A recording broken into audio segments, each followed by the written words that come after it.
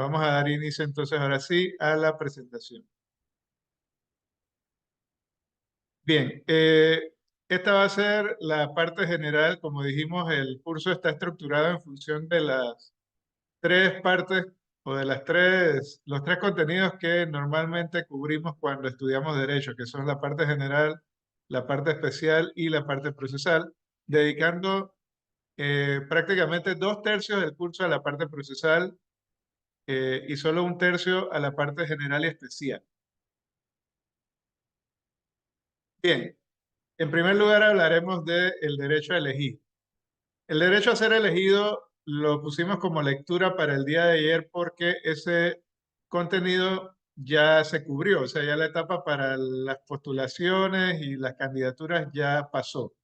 Así que nos vamos a enfocar en el derecho a elegir por esa razón, pero sí vamos a mencionar eh, algunas cosas relacionadas con quiénes pueden ser candidatos. Bien, en primer lugar, todo ciudadano tiene derecho a obtener cédula y aparecer en el registro electoral, y el Tribunal Electoral correlativamente tiene la obligación de facilitar la expedición de las cédulas e incluir al ciudadano en el registro electoral. Eso está en el artículo 1 del Código Electoral.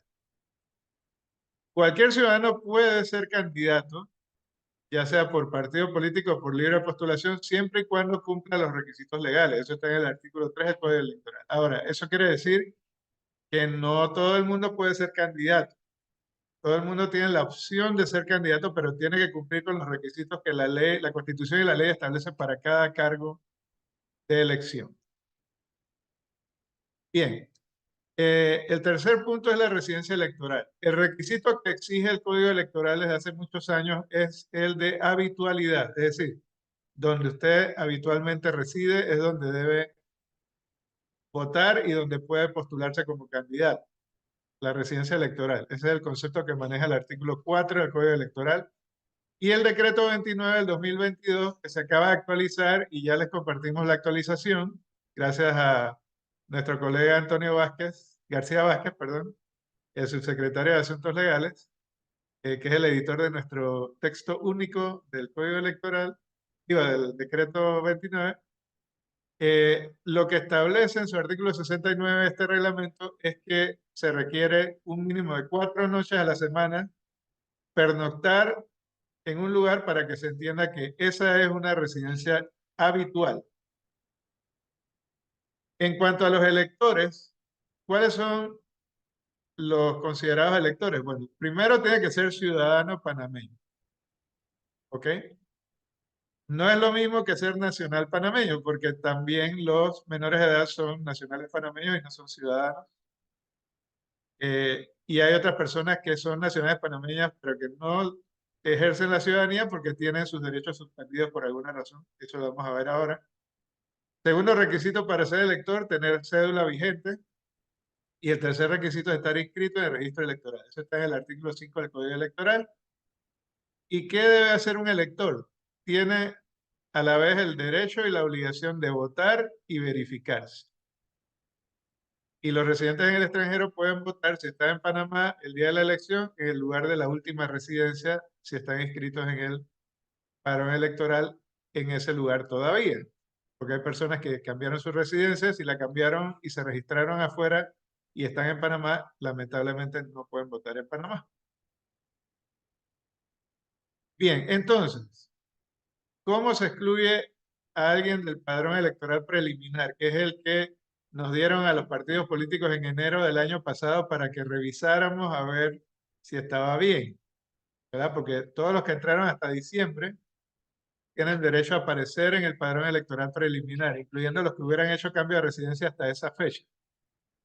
Eso fue hace más de un año ya.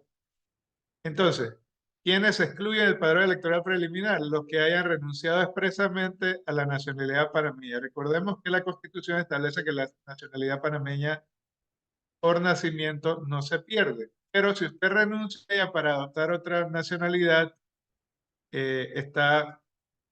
los derechos ciudadanos están suspendidos. Eso está en la Constitución.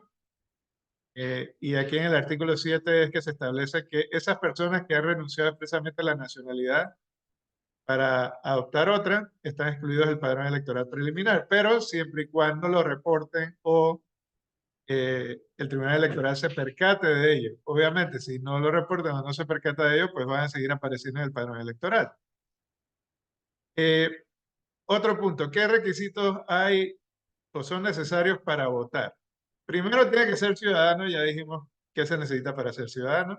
Segundo, tiene que aparecer en el padrón electoral final, que es el que ya nos van a entregar y además el que se va a usar para las mesas de votación el día 5 de mayo de este año.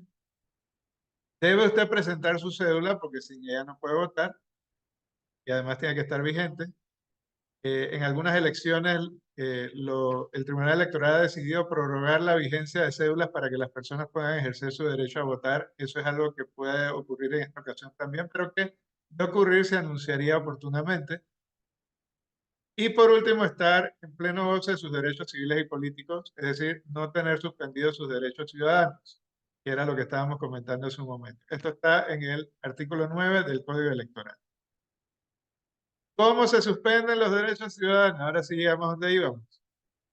Primero, cuando usted lo inhabilitan para ejercer funciones públicas mediante sentencia ejecutoriada dictada por una autoridad judicial, un tribunal. O sea, no es cualquiera el que pueda suspenderle sus derechos ciudadanos de esta manera. Tiene que ser inhabilitado para ejercer funciones públicas. Eso no solo suspende su derecho a ser candidato, a postularse, sino también su derecho a votar. Segundo, por renuncia expresa a la nacionalidad panameña o haber adquirido otra que no sea por nacimiento. Por ejemplo, si usted tiene doble nacionalidad porque alguno de sus padres es nacional de un estado que permite adquirir la nacionalidad de esa manera, por ser hijo de alguien de esa nacionalidad, o porque usted nació en otro país y ese país permite que los que hayan nacido allá tengan opción a adquirir la nacionalidad por haber nacido allá, no hay problema. Pero si usted renuncia expresamente a su nacionalidad panameña, eh, entonces sí se suspenden los derechos ciudadanos. Y por último, si está sujeto a interdicción judicial. Recordemos que hay personas que por razones de incapacidad mental o de otra índole no pueden, digamos, valerse o realizar actos jurídicos por sí mismos. Entonces esas personas también tienen suspendidos sus derechos ciudadanos.